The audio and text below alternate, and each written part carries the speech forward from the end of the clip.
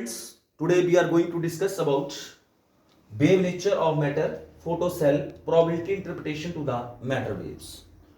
So, what is matter wave that we have to discuss, and wave nature of matter we have to discuss these things.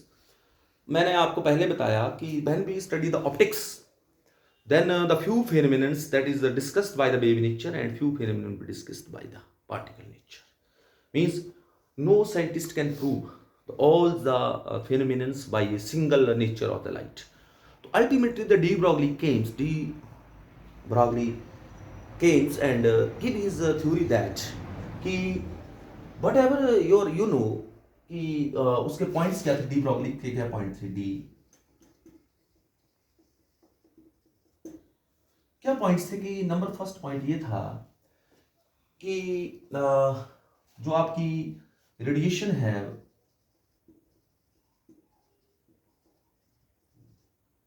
To nature,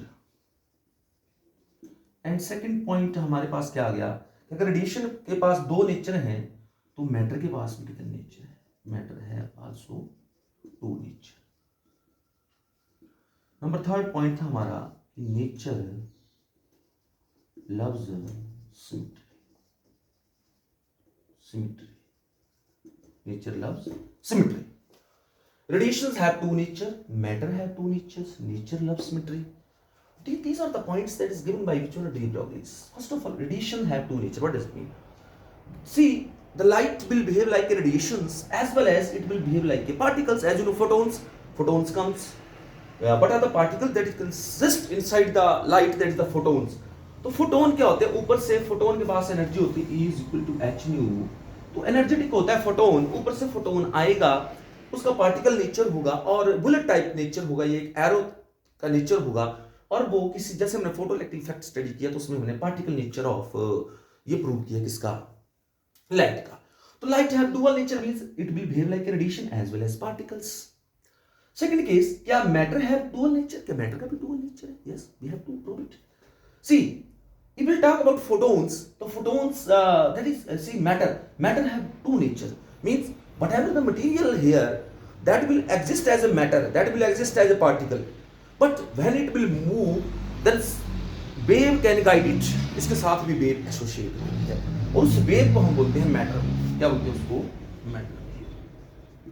Means matter wave. ये de Broglie wave बोल लीजिए आप लोग या probability wave बोल लीजिए, एक ही बात है.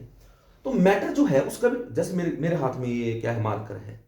Now it has the particle nature. What I will do, I will throw it with some velocity.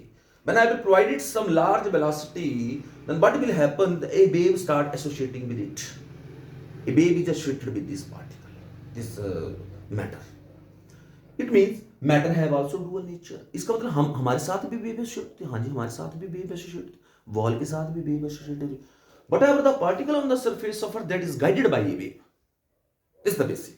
Means matter have two nature, radiation have two nature. Means natures love symmetry, but it means nature love symmetry means कि if the radiation will behave like a particle, then the particle also behave like radiations. तो nature love symmetry. तो जैसे there is a he and she in the nature, nature also balances. तो what we can say, nature loves symmetry. तो what is your matter wave? Whatever the wave, matter wave क्या होगी? The wave associated with moving material particles is called matter wave. That called matter wave. We have discussed already. There are two types of waves that we have discussed. One is the your longitudinal waves, and second is your transverse wave. What about the longitudinal waves? Longitudinal waves require some material medium for its propagation. And there is what will happen there. Suppose we will talk about sound wave. So there air is there that is necessary to hear. Means whatever the particle of the air that will vibrate along the direction of propagation, that is the longitudinal wave. And matter wave, अगर transverse wave की बात करें, transverse wave there is a crust and troughs inside the transverse wave. Means they do not require material medium for its propagation. If हो तब भी बहुत अच्छा है, नहीं होगा तब भी उसके लिए कोई जरूरत नहीं है.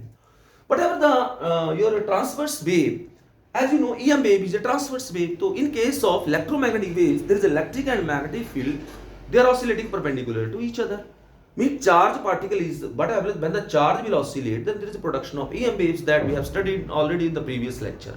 When there is a charge particle that will oscillate, when the charge will accelerate, then there is a production of EM waves that we know. Or that type of wave is called EM wave. Now, here this is different types of wave. Its nature is not so. Whatever we have studied in the case of EM waves as well as in case of longitudinal waves as well as transverse wave. It is the third type of wave. Means this is the third type of wave, that is the matter wave. Matter wave means whatever our electron, suppose here is the electron, it is guided by a wave. Electron is guided by a wave. There is a wave that is associated with this electron. If electron is moving, either proton is moving, either neutron is moving, any particle is moving, any material particle on the surface of earth that is moving, then that is guided by a wave basically. उसको एक wave guide करेगी. वो जो wave means wave के अंदर होगा वो particle, तो उसके साथ एक वेव एसोसिएट होगी और उस वेव का नाम क्या है? Matter wave. और that wave called matter wave. अब इसकी ये प्रोबेबिलिटी होती है कि वेव में पार्टिकल कहां होगा. अब तो वेव तो बहुत बड़ी है. मान लीजिए मेरे पास ये एक वेव है, मैटर वेव है. सपोज करिए मैं यहां बनाता हूं, ये मेरे पास वेव है. अब मुझे बताइए पार्टिकल तो यहां भी हो सकता है, यहां भी हो सकता है, कहीं भी हो सकता है. तो वहां पे साइंटिस्टों को क्या दिक्कत आई कि वेयर इज द पार्टिकल. तो मैंने probability of finding the particle is maximum where the amplitude of the wave is maximum. Amplitude here is maximum. तो पार्टिकल यहां जैसे कहीं हो सकता है, इसलिए इसको प्रोबेबिलिटी वेव भी कहा जाता है. तो ये लियोस डी ब्रोगली ने वेव दी. और अगर हम इस वेव की बात करें, इस केस में लैम्डा जो होता है इस वेव का, दैट इज h/p होता है. Lambda is equal to h. This is the wavelength of this wave. Suppose this is the wavelength lambda. Lambda is equal to h/p होता है इसका. Wavelength of this wave is given by h/p. p is called the momentum, h is called the Planck's constant, lambda is the wavelength. See, we can also write it as h/m into v. What is v? V is the velocity of that material particle. Whatever the particle associated, that velocity is equal to v. So lambda is equal to h/mv. Can we apply this relation for transverse wave as well as longitudinal? We can't apply this relation. Here, see, we also know that is c is equal to nu lambda. This relation we know. Can we use this relation in case of matter wave? No, we can't use this relation because this is used for transverse wave. So we can't use this relation here. Lambda is equal to c upon nu. We can't use this. Why? We will use this relation lambda is equal to h upon mb. Why? This is the wavelength that is given by which one here? De Broglie. De Broglie wavelength. Lambda is equal to h upon mb. Lambda is equal to h upon mb. This is the wavelength that is given by which one here? De Broglie. Now suppose what we have to do, we have an article that de Broglie relation हमने मान लीजिए prove करना है. We have to prove the de Broglie relation. De Broglie relation.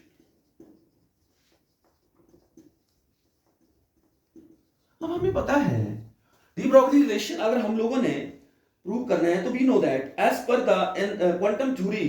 Quantum theory क्या बोलती है? Quantum theory क्या ये अगर हम बात करें, E is equal to h होता है and E is also equal to mc square भी होता है. This the Einstein के relation E is also equal to mc square. So but we can write mc square is equal to h into nu. That is mc square is equal to h into nu. Means m that is equal to h into c by lambda. So c is cancelled with c will got m into c is equal to h upon lambda. Okay, what is lambda equal to h upon mc? H upon mc. But if our particle is moving less than the velocity of light, then in place of c, if this is a material particle, because you know, if there is a material particle, as you know, material particle जो होता है वो इससे ज्यादा c की velocity से कभी move नहीं कर सकता है. तो c किसके बराबर हो जाएगा? b के बराबर हो जाएगा. c is equal to b. तो लैम्डा किसके बराबर है? h upon mb. Lambda is equal to h upon mb. But this is the de Broglie wavelength relation to this relation called de Broglie wavelength. Now we will see this about this. Suppose number first case की अगर मैं बात करूं, suppose velocity of the wave is 0. The particle is at rest. See, is there a wave is to be that is lambda is equal to h upon 0 and that is equal to infinite. It is infinite. Lambda is equal to infinite. What does it mean? Wavelength is infinite. Mean इस तरह का wave exist ही नहीं करेगा। Wavelength कितनी होगी? Infinite. Wavelength infinite होने मतलब कि जैसे मान लीजिए यहाँ से वेव है तो यहाँ से चली वो कभी खत्म ही नहीं होगी। तो इस तरह की वेव एसोसिएटेड है। जब ऑब्जेक्ट रेस्ट में होगा तो उसके साथ वेव एसोसिएटेड नहीं करेगी। जैसे मैं हूँ, मैं रेस्ट में हूँ, मेरे साथ को वेव एसोसिएट कर रही है? नहीं कर रही, क्योंकि वेवलेंथ कितनी है उसकी? इनफाइनाइट है। दूसरी बात अगर हम लोग करें, if suppose what about we can say this, see b is equal to, suppose this b is have some comparable distance, b is large, very large, means if suppose b tends to infinity, very large, velocity is very large, you know what is the maximum velocity? That is the velocity of light, so what is lambda is equal to h upon infinity, means that is h upon 1 upon 0, or that is 0 gone here, you will got lambda is equal to 0, means wavelength कितनी हो गई? 0 हो गई। wavelength 0 means what does it mean? wavelength is small।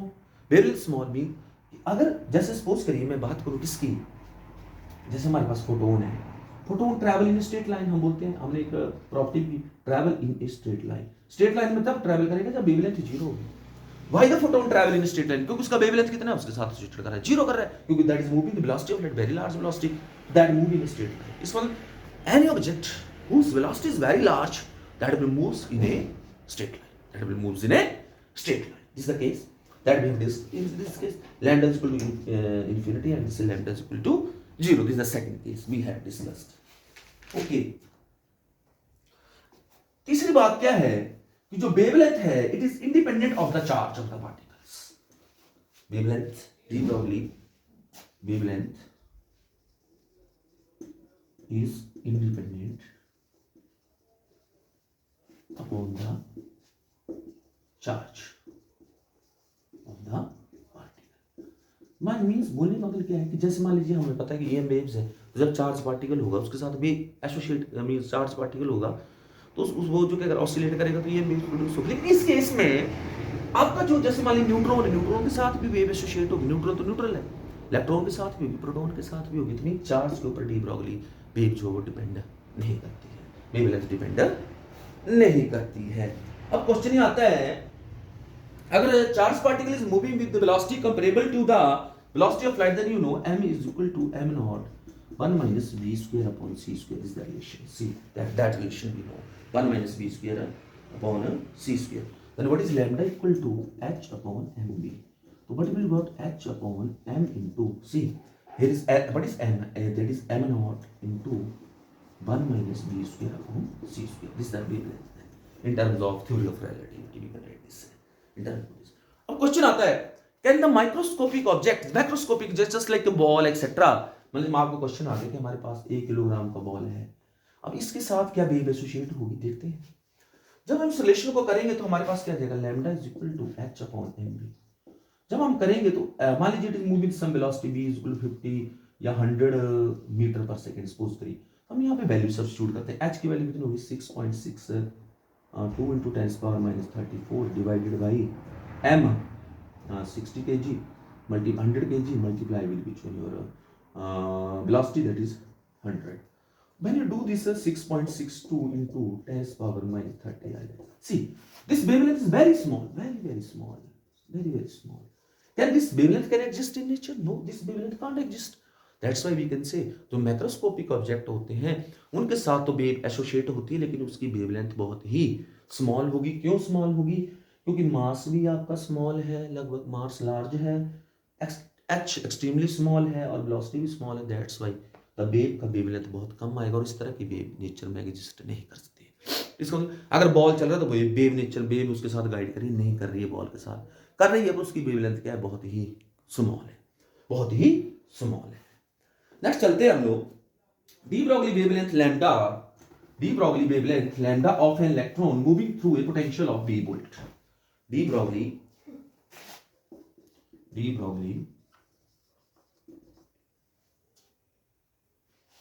wavelength of an electron moving with a potential of v volt।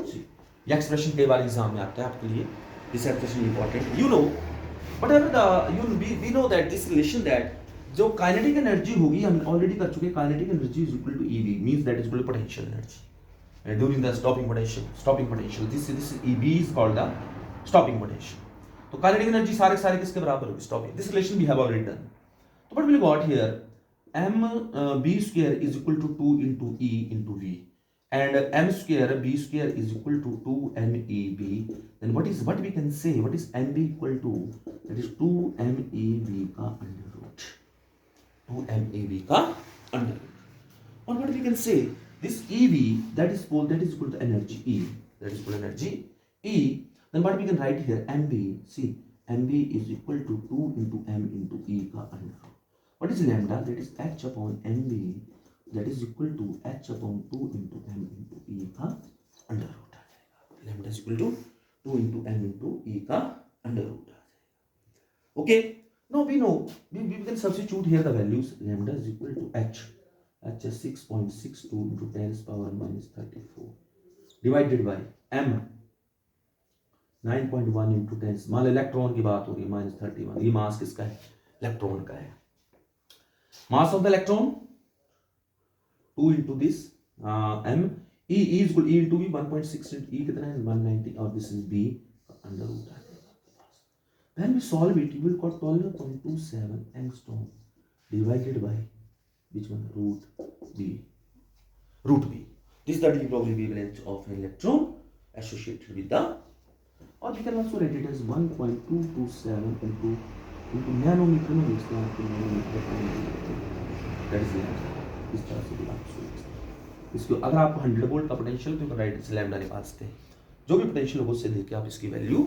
निकाल सकते हैं ठीक है तो दिस इज द इसी अगर मैं यही बात करूं जैसे हमारे पास lambda is equal to h upon mb है तो किसका रिलेशन क्या it depends on temperature that we will see as you know kinetic energy of the molecule that is depends 3/2 kT k is called Boltzmann constant what is k called half से आप cancel you can square mb square is equal to 3 into m into kt that we can write m square के इधर भी m से multiply किया what is mb equal to that is equal to 3 into m into kt का under root what is lambda equal to h upon mb then we can write here h upon 3 into m into k into t का under means lambda will be proportional to root t as the temperature increases de Broglie wavelength decreases temperature increase करेगा de Broglie wavelength decrease करेगा temperature decreases de Broglie wavelength increases तो it's mean de Broglie wavelength also depends on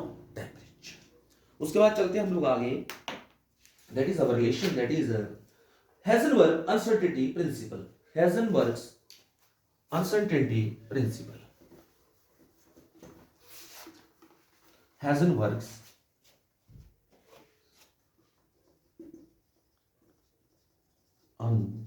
uncertainty मैं इसको जल्दी में करता हूं क्योंकि टाइम कम है अनसर्टेनिटी प्रिंसिपल अब अनसर्टेनिटी का मीनिंग क्या है कि जैसे सपोज करिए आपके पास कौन है जैसे मान लीजिए हमें पता है according to this principle it is impossible to measure it is impossible to measure position and momentum of particle accurately simultaneously it is possible to measure position and momentum of particle accurately या simultaneously क्या meaning हुआ इसका means जो Heisenberg मान लीजिए uncertainty in measurement of position delta x है और ये इज डेल्टा p है uncertainty in measurement means momentum is uncertainty in measurement of मैं आपको समझाता हूं अभी it is greater than or equal to h upon 4 pi h upon 4 pi this is which one your uncertainty principle you can delta x into delta p what is delta x is equal to the uncertainty in measurement of position and delta p is equal to uncertainty in measurement of momentum delta X into delta V that is either equal to either greater than H upon 4, इससे कम नहीं होगा। It is a constant, it is a constant, H constant, 4 constant, pi constant, that is constant. इसका meaning क्या हुआ? Actual में क्या हो रहा है, इस एक्चुअल में जो मैटर वेव होगी वो कुछ इस तरह की होगी, मैं यहाँ बना ही देता हूँ, यहाँ पे एम्पलीट्यूड कम होगा और यहाँ बढ़ जाएगा, यहाँ थोड़ा कम हो जाएगा, इस तरह से कम होता जाएगा, ऐसे ऐसे और कम हो गया और यहाँ पे जीरो होगा, इस तरह से आपकी मैटर वेव होगी। ओके, जब ये मैटर वेव होगी तो मान लीजिए यहाँ पे हमारा कौन है, इलेक्ट्रॉन है। अब इस वेव जो ये गाइड कर रही है किसको, इलेक्ट्रॉन, तो इलेक्ट्रॉन इस वेव के अंदर होगा। पहले तो क्वेश्चन ये आता है इलेक्ट्रॉन कहाँ होगा, where is the electron. You know जो पहले क्या था कि जो बोर्स मॉडल था उसने बोला कि ये न्यूक्लियस है, न्यूक्लियस के बाहर यहाँ इलेक्ट्रॉन ऑर्बिट्स में होंगे, इसमें होंगे और डिफरेंट लेवल्स होंगे और इलेक्ट्रॉन्स ऑर्बिट्स में रिवॉल्व करेंगे। उसने एक फिक्स पोजीशन बता दी इलेक्ट्रॉन्स की। जैसे ही आगे एडवांसमेंट हुई तो क्वांटम मैकेनिक्स आई, तो ये पता लगा कि इलेक्ट्रॉन जो है वो ऑर्बिटल्स में होंगे। But is orbital the probability of finding the electron where is maximum, that is called orbital, that is called orbital. अब ऑर्बिटल में जब होगे तो आपका एस ऑर्बिटल होगा, पी ऑर्बिटल होगा, डी होगा, एफ ऑर्बिटल, इस तरह से आपके ऑर्बिटल्स होते हैं। आपको पता है एस ऑर्बिटल कैसे होता है, ये एस ऑर्बिटल होता है। फिर आपका पी ऑर्बिटल में क्या रहेगा, आपके डिफरेंट ऐसे डंबल शेप में आएंगे, X, P Y, P Z. Means where is the electron, where is the electron, where is the probability of finding the electron maximum. अच्छा, ये हमारे पास एक वेव एसोसिएटेड, अब इलेक्ट्रॉन यहां तो नहीं हो सकता, क्यों नहीं हो सकता, क्योंकि यहां probability of finding the electron कम है। क्यों? क्योंकि एम्पलीट्यूड क्या है, कम है, यहां पे एम्पलीट्यूड क्या है, ज्यादा है। अब मान लीजिए आपका इलेक्ट्रॉन है, अब इलेक्ट्रॉन तो मूव कर रहा है। When the electron is in motion, can we say about the position? Suppose my hand is moving. Where is its position? We can say about its position. We can't say. When the particle electron is moving, we can't say its position. We can't say its mean uncertainty in measurement of position होगी।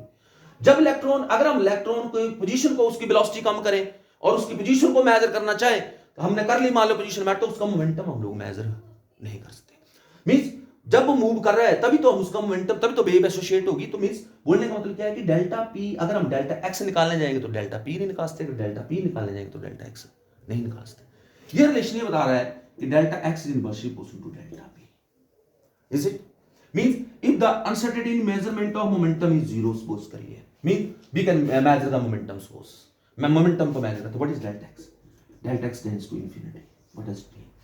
Delta mean uncertainty in measure of position is infinite. We can't measure the position.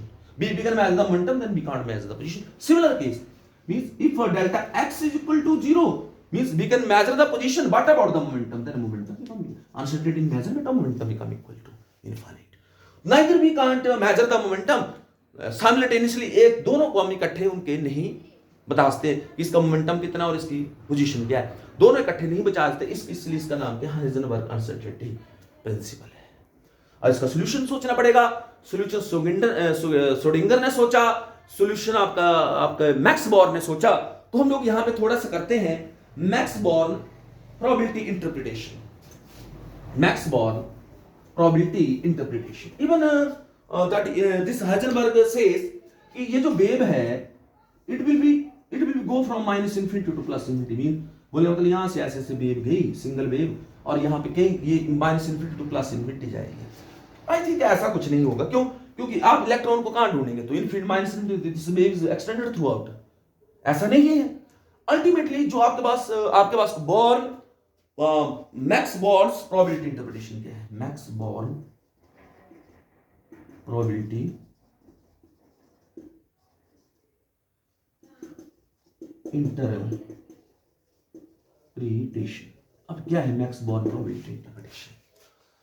उन्होंने बोला कि जो wave है it is made up of superposition of large number of waves. Superposition होगी means जो matter है उसके साथ जो वेव एसोसिएट, बहुत ज्यादा वेव एसोसिएट हो रही है और उनकी सुपरपोजिशन होगी। हमारी जो वेव बनी कुछ इस तरह से बनेगी, जैसे सपोज यहाँ एम्पलीट्यूड कम है, फिर एम्पलीट्यूड बढ़ा, फिर बढ़ गया, फिर एम्पलीट्यूड कम हो गया, और ऐसे दिस इज लोकलाइज्ड स्पेस में होगी, मींस लोकलाइज्ड स्पेस में होगी।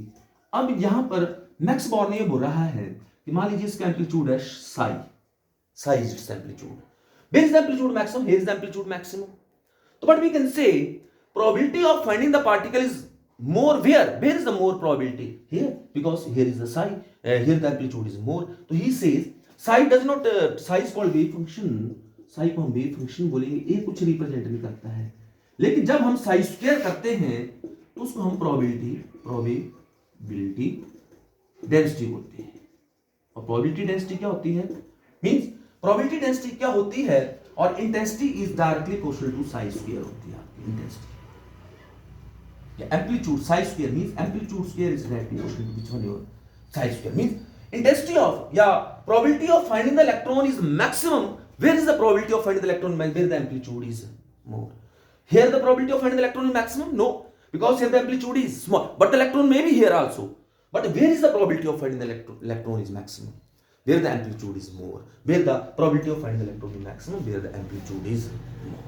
So this is Heisenberg Max-Born probability interpretation. Where is the amplitude? Where is the means the probability of finding the electron is where is max. Suppose we have a small space and dv is the volume of that space, then what is the probability of finding the, that is I into dv हो जाएगी, intensity को किससे multiply करूंगा, dv से कर दूंगा, या Sai square into dv कर दीजिए आप लोग, साई स्क्वायर इनटू dv कर दीजिए, तो probability of finding the electron is maximum. जहां पे वेव, ये वेव फंक्शन ज्यादा, जहां पे आपका वेव ये एम्पलीट्यूड ज्यादा होगा, वहां पे इलेक्ट्रॉन की होने की पॉसिबिलिटी ज्यादा है। मान लो बस है, बस में 52 सीट है, अब ड्राइवर और कंडक्टर तो बैठे हुए हैं बस में, ड्राइवर और कंडक्टर किसमें, बस में। अब आपको पता है ड्राइवर के पास सामने कंडक्टर बैठा होगा, अब एक आदमी चढ़ा बस के अंदर, एक अकेला, तो उसके पास कितनी प्रोबेबिलिटी है, प्रोबेबिलिटी का मतलब कुछ भी आ सकता है, उसके पास कितनी सीटें हैं, 52 सीटें हैं, वो कहीं भी बैठ सकता है, लेकिन मोस्ट प्रोबेबिलिटी कहां होगी उसकी बैठने की, जहां पर ड्राइवर और कंडक्टर बैठा होगा, उससे बातचीत कर लूंगा भाई, अकेला तो पीछे बैठेगा नहीं, वो किसके साथ बैठा, उनके साथ। Where is the probability of, ऐसे इलेक्ट्रॉन जब मूव कर रहा है तो उसके साथ ऐसी वेव एसोसिएट कर रही है। अब क्वेश्चन ये राइज हो रहा है, ये जो वेव है इसमें इलेक्ट्रॉन है कहां, अब इलेक्ट्रॉन कहां है जहां पर एम्पलीट्यूड क्या होगा, ज्यादा होगा, वहां पे हो सकता है इलेक्ट्रॉन, होने को तो यहां भी हो सकता है, लेकिन ज्यादा प्रोबेबिलिटी का है where the amplitude is more, where the amplitude of the wave is more, there is the probability of finding the electron, वहां पे आपका इलेक्ट्रॉन हो सकता है। ऐसे प्रोटॉन होता है, न्यूट्रॉन होता है, मैं इलेक्ट्रॉन की बात कर रहा हूं। ये मीन, तो ये जो वेव है, this wave is made up of different waves, superposition of waves यहां पे हो रखा है, जैसे कंस्ट्रक्टिव सुपरपोजिशन और डिस्ट्रक्टिव सुपरपोजिशन। कंस्ट्रक्टिव सुपरपोजिशन होगा तो एम्पलीट्यूड ज्यादा होगा, डिस्ट्रक्टिव सुपरपोजिशन होगा तो एम्पलीट्यूड कम होगा। और अगर मान लीजिए डिस्ट्रक्टिव सुपरपोजिशन में एम्पलीट्यूड जीरो भी हो सकता है, तो इस तरह से डिफरेंट टाइप्स ऑफ वेव्स है जो इलेक्ट्रॉन के साथ एसोसिएट कर रही हैं, और वो वेव क्या बना रही हैं अब आपकी, that makes this wave, or this wave is called, what this wave called, matter wave, or it is also called wave packet. What we can say this as wave packet. This is called a wave packet. Next है हमारे पास photocell. Photocell. Now we have this is your photocell. So photocell, a device which converts light energy or variation of light intensity into electrical energy.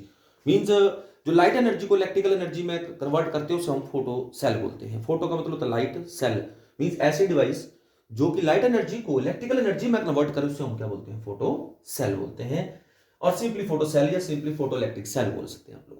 अब इसमें क्या है कि जो it is based on photo electric effect, but is the principle of photo cell that is based on photo electric effect. अगर आपसे कोई principle पूछे फोटो इलेक्ट्रिक सेल का प्रिंसिपल क्या होता है, that is based on photo electric effect. As you know, photoelectric, when the light will fall on a metal surface, electron will come outside from the metal surface. We have types of photocells, photoelectric cells: photoemissive cell, phototube, conductive cell, and photovoltaic cell. There are three types of cell. First is photoemissive cell, second is photoconductive cell, third is photovoltaic cell. If we talk about photoemissive cell, this is the case. This is the photoemissive cell. What is this called? Photoemissive cell. If you see this cell, this is glass tube, अब bulb है, ये glass का बना या quartz का बना हुआ है। यहां पे हमारे पास क्या है कि यहां पे एमिटर है, एमिटर मतलब ये आपका कैथोड है और ये आपका एनोड है।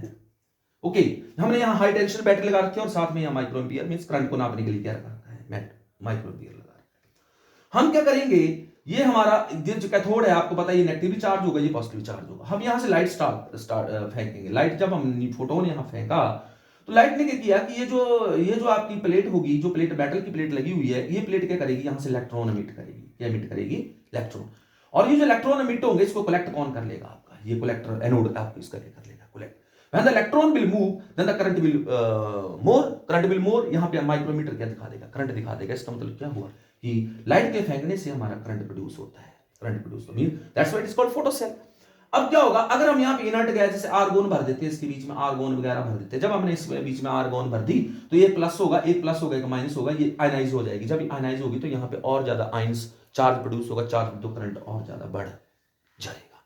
तो this cell is your which one your photo emissive cell. What is called photo emissive cell. If we talk about photoconducting cell, photoconducting cell का मतलब क्या हुआ कि हमारे पास मान लीजिए सेमीकंडक्टर है, ये हमारे पास मेटल का पीस है, हमने मेटल का पीस लिया, किसी जैसे आयरन का ले लिया, किसी मेटल का पीस ले लिया और उसी गोल्ड का ले लिया, कॉपर का ले लिया और उसके साथ यहाँ पे अटैच कर दिया आपका सेमीकंडक्टर और यहाँ पे एक thin film, transparent thin film लगा दी, किसी स्पेशल मटेरियल की लगा दी। अब क्या होगा कि जैसे ही हम इस केस में जो सेमीकंडक्टर उसके ऊपर लाइट फेंकते हैं, आपको पता है सेमीकंडक्टर के ऊपर जब हम लाइट फेंकते हैं तो क्या होता है, इसमें एक पी टाइप सेमीकंडक्टर होता है और एक एन टाइप सेमीकंडक्टर होता है। As you know that is P N junction जैसे बनता है, ऐसे सेमीकंडक्टर को मटेरियल जब हम सेमीकंडक्टर के ऊपर लाइट फेंकेंगे तो उसके इलेक्ट्रॉन जो वो ग्राउंड क्या बोलते हैं उसको, valence band to conduction band में चले जाएंगे, तो कंडक्शन क्या हो जाती है, स्टार्ट हो जाती है लाइट के फेंकने से भी। तो सेमीकंडक्टर के बारे में हम आगे जाकर डिस्कस करेंगे। सेमीकंडक्टर क्या होते हैं, P type N type semiconductor क्या होते हैं, सेमीकंडक्टर्स जिनके बाहर वैलेंसी 4 होते हैं हम सेमीकंडक्टर बोलते हैं। तो सेमीकंडक्टर में जब हम उनके ऊपर लाइट फेंकते हैं उसमें करंट प्रोड्यूस हो जाता है। अब यहाँ लाइट फेंकी, इसके साथ क्या हुआ, यहाँ से इलेक्ट्रॉन गए और यहाँ डिपॉजिट हो गई, यहाँ के जो मेटल है, व्हाट विल हैपन कि जो यहाँ पॉजिटिव चार्ज जो नेगेटिव और यहाँ पे करंट फ्लो होना शुरू हो जाएगा, current start flowing here, current यहाँ पे क्या करेगा, फ्लो करेगा। Okay, current will start flow और दिस सेल कॉल्ड, लाइट के फेंकने से करंट आया, that's why it is called photoconducting cell. Next photovoltaic cell. If we talk about photovoltaic cell, there is again same case, metal semiconductor and transparent film of special material, but in this case we will not apply any type of potential difference here. What we'll do, when we fall the light on this semiconductor, what will happen कि there is a, what will happen metal से यहाँ से जो electrons आएंगे semiconductor से यहाँ पे collect हो जाएंगे सारे इलेक्ट्रॉन आकर के और इस तरह को पॉजिटिव चार्ज होगा, आपका जो करंट है वो ऐसे फ्लो करना शुरू कर देगा। मींस करंट जनरेट हो रहा है किससे, लाइट से, that's what is called photovoltaic cell. This is called photovoltaic cell. This is what is this? A device which convert light energy into electric. आजकल मैक्सिमम यूज इतनी क्राइसिस एनर्जी के, तो हम लोग इन सेल्स का यूज करें। हम लोग स्ट्रीट लाइट्स में इनको यूज देखते क्या क्या यूजेस हैं इनके। यूजेस की बात करें तो automatic fire alarm, automatic burglar alarm, scanners, reproduction of sounds in cinema films, in paper industry to locate flaws and holes in furnished goods, in astronomy, as well as automatic the switching arrangement of street lights and meteorology, automatic control of temperature of a furnace, lot of uses। थोड़ा सा discuss कर देता हूं। Automatic fire alarm. अब automatic fire alarm क्या है, जैसे मान लीजिए कि हमने फायर कहीं लग जाती है तो हमने एक फायर अलार्म लगा हो, जैसे फायर हम क्या करेंगे, जैसे हमारे पास आप मान लीजिए हमारे पास कोई सेल है, फोटोवोल्टिक सेल है, ये सेल है, हमने क्या किया उस सेल के ऊपर लाइट पड़ रही है तब तो करंट फ्लो कर रहा है, लेकिन हुआ क्या कि लाइट पड़ना बंद हो गई और वहां पे जो अब फायर का सर्किट है वो ब्रेक हो गया। सपोज करिए जब सर्किट ब्रेक होगा तो व्हाट विल हैपन कि it will start giving the sound, हमने उसके साथ एक अलार्म लगा देंगे, साउंड देना शुरू कर देगा। मीन जैसे आग लगेगी तो उसका हमें पता लग जाएगा। पहले लाइट पड़ रही थी, जब फायर ब्रेक्स होगी तो लाइट पड़ेगी, लाइट से हमें पता लगेगा। दूसरा automatic burglar alarm. Automatic burglar alarm के जैसे मान लिया हमारे पास डोर है, हमने यूवी रेडिएशन ऊपर से फेंक रखी, किसी को पता ही नहीं है डोर के ऊपर। अब क्या हुआ, हमने ऊपर से क्या लगा रखा है, अपना फोटो सेल लगा रखा है। अब सेल नीचे लगा रखा है, नीचे तो सेल के ऊपर क्या पड़ रही है, रेडिएशन, तो सेल तो करंट दे रहा है। लेकिन जैसे ही क्या होगा कि जब उसको करंट आना बंद, कोई आदमी आकर के उसके में अड़ गया आकर के सपोज करी, तो क्या होगा, करंट आना, लाइट आना क्या हो जाएगी, बंद हो जाएगी। जब लाइट आना बंद हो जाएगी तो अब जो हमारा अलार्म है उसको क्या नहीं मिलेगा, करंट नहीं मिलेगा। जब करंट नहीं मिलेगा तो चिल्लाएगा तो हमारे पास क्या ऑटोमेटिक वर्क अलार्म। ऐसा स्कैनर्स में यूज होता है, डिफरेंट टाइप्स ऑफ स्कैनर्स में हम उस चीज को यूज करते हैं। Reproduction of sounds in cinema films में, even in paper industry. Paper industry में क्या होता है कि पेपर इक्वल थिकनेस का निकलना चाहिए, तो हम लोग उसके नीचे फोटो सेल रख देंगे। जब फोटो सेल रख देंगे ऊपर से लाइट फेंकेंगे, जब लाइट फेंकेंगे जब इक्वल थिकनेस होगी तब तो वो बिल्कुल सही काम करेगा। लेकिन जैसे लाइट की इंटेंसिटी बढ़ेगी तो उसका करंट बढ़ जाएगा, हमें पता लग जाएगा कि इसकी अब थिकनेस कम या ज्यादा हो रही है, इंटेंसिटी कम हो गई या बढ़ गई। उसके बाद to locate flaws and holes in furnished wood. Just suppose करिए ये मेरी दीवार है, क्या ये इसमें कोई फ्लॉज तो नहीं, इसमें कोई बीच में कोई क्रैक तो नहीं है, तो हम लोगों ने यहाँ पे मान लीजिए फोटो लाइट दी। हमने जब लाइट दी तो लाइट अगर परे को क्रॉस कर जाती है, अगर स्काई करके वापस आती है तो करंट कंडक्शन नहीं होगा। लेकिन लाइट अगर क्रॉस कर जाती है इसका मतलब क्या हुआ कि वो हमें इंडिकेशन दे देगा, इंडिकेटर आ जाएगा कि यहाँ से तो लाइट पास हो गई। अगर लाइट पास हो गई इसका मतलब बीच में फ्लॉज है, तो हम लोग ये भी पता लगा सकते हैं। इन एस्ट्रोनॉमी में हम लोग इसका यूज करते हैं। जैसे सन है, सन का टेम्परेचर हो गया, डिफरेंट हेवनली बॉडीज का जो टेम्परेचर वो कितना है, मून का तो टेम्परेचर होता है, सन वगैरह जो बॉडीज है उनका कितना टेम्परेचर, उसको निकालने के लिए भी हम इसका काम करते हैं। Automatic switching arrangement of street light. अब स्ट्रीट लाइट में क्या होता है कि जैसे रात को क्या होता है, सन की रेडिएशन कम हो जाती है और उसमें लाइट आना कम हो जाती है, तो स्ट्रीट लाइट ऑटोमेटिकली जल जाती है। लेकिन जैसे दिन में क्या होगा, दिन दिन आएगा तो वो बंद हो जाएंगे। बंद क्यों हो जाएगी? क्योंकि उसकी इंटेंसिटी बढ़ जाएगी। तो हमने ऑटोमेटिक वो अरेंजमेंट रखा हुआ है। तो स्ट्रीट लाइट हम लोग लगाते हैं, तो जैसे ही अंधेरा होता है, सन की लाइट इंटेंसिटी डिक्रीज होती है तो वो जल जाती है, और जैसे सन आना शुरू होता है और इंटेंसिटी बढ़ना शुरू होती है तो वो ऑफ हो जाती है। मीटरोलॉजी में भी हम लोग रात टेम्परेचर का पता लगा सकते हैं by using this your photocell. Automatic control of temperature of furnace. Furnace से मान लीजिए, फर्नेस आपका तो ब्लास्ट फर्नेस होती है, जैसे कि उसका टेम्परेचर अगर एकदम से बढ़ गया तो करंट बढ़ जाएगा, तो हमें पता लग जाएगा। टेम्परेचर कंट्रोल मैनर में रहना चाहिए। तो ये सारी चीजें इसकी क्या है, एप्लीकेशन है। तो this is your which one your this is your 7th unit, and this unit will comes in 3 months। I have given you 4 lecture। Please do this, do your hard work. कोई doubt है तो you can consult this SK classes for physics. This is my channel, and this is, please like and subscribe my channel. And I have also the topics, the integration, differentiation, even different types of topic I have given in my channel. So you can see my channel and subscribe my channel and like my channel, and bell icon दबाइए, जब मैं कोई lecture डालूंगा तो आपको मिल जाएगा। Thanks, have a nice day.